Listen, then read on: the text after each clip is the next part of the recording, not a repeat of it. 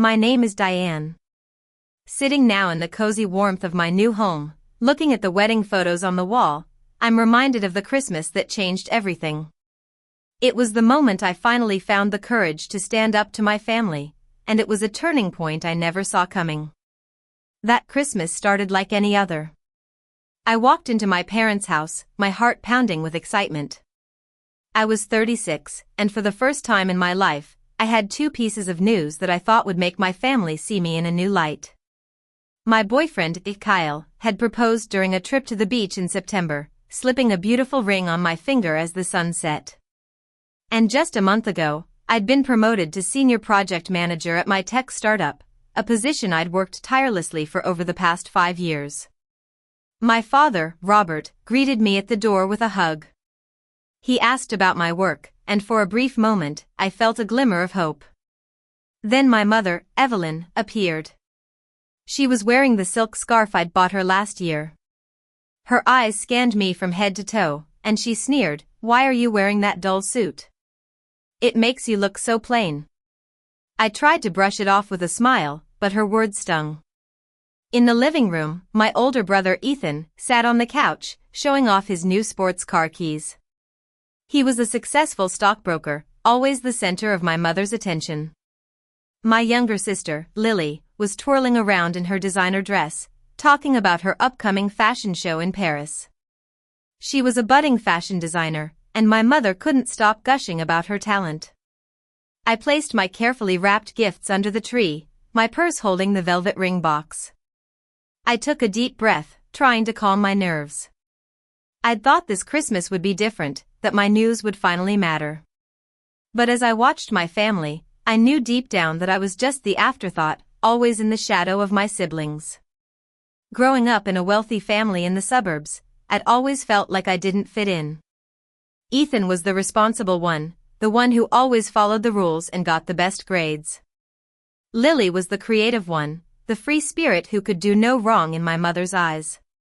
And I was just me. I loved technology and design, and I'd chosen a career in the startup world, which my mother always thought was a waste of my time. In high school, I'd started writing code in my free time and even developed a few small apps. I hoped my parents would be proud, but my mother just said it was a silly hobby. When it was time to choose a college major, I wanted to study computer science. My mother told me it was too geeky and that I should study something more feminine, like fashion or art history. I didn't listen to her. I followed my passion and graduated with honors. But my mother's criticism never stopped. Every time I called home to share my achievements, she'd always find a way to bring it back to Ethan's latest business deal or Lily's new fashion line. I'd given up so much for my family. I'd skipped vacations to help my parents with their charity events, even though I was swamped with work. I'd lent Ethan money when his stock investments went bad, and I'd paid for Lily's design courses when she couldn't afford them. And for what? Just to be ignored and belittled. The gift-giving time came. Ethan gave my parents a weekend getaway at a luxury resort. My mother was over the moon, hugging and kissing him. Lily presented them with a custom-made designer tableware set. My parents were in awe, praising her creativity. When it was my turn, I gave them a photo album filled with memories from our family vacations. I'd spent hours scanning and editing the photos, adding beautiful captions. My mother flipped through it quickly, said it's nice, and then turned her attention back to Ethan. I went to the kitchen to help with dinner.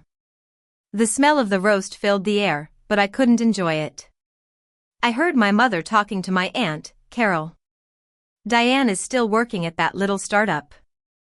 And Kyle, he's just a graphic designer. At least it's a stable job, I guess.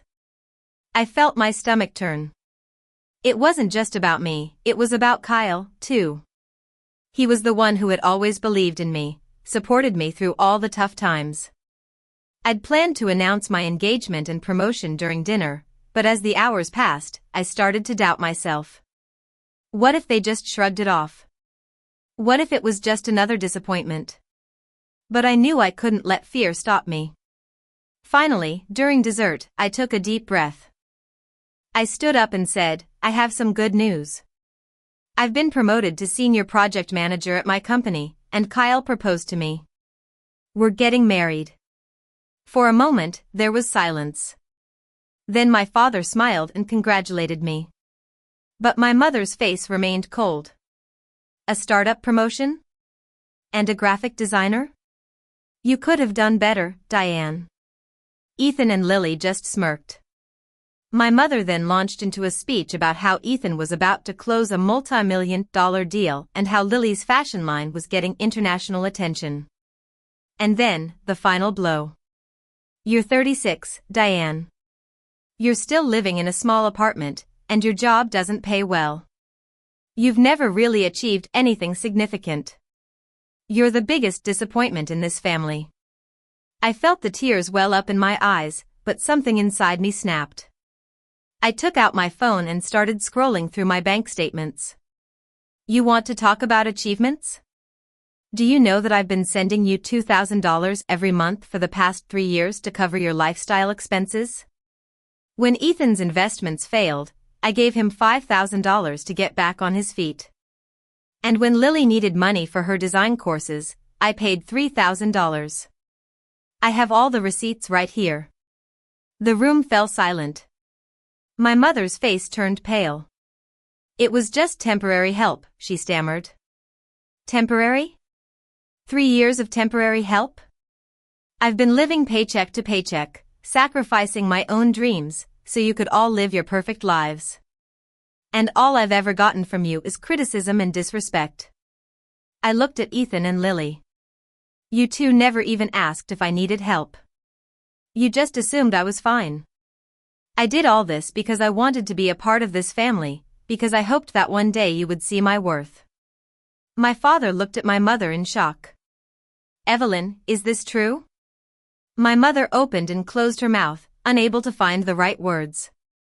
Carol looked at me with a newfound respect, and my other relatives were whispering among themselves. Ethan finally spoke up, his voice full of shame. Diane, I had no idea. I should have been more grateful. Lily looked down at her plate, silent. I stood tall and said, from now on, I'm done. No more loans, no more sacrifices without respect. I'm going to focus on my own life and my future with Kyle. The rest of the night was tense. After that, the phone started ringing. Ethan called first, apologizing and offering to pay me back. Lily called a few days later, saying she was sorry for taking me for granted. My father called to say he was ashamed of not standing up for me.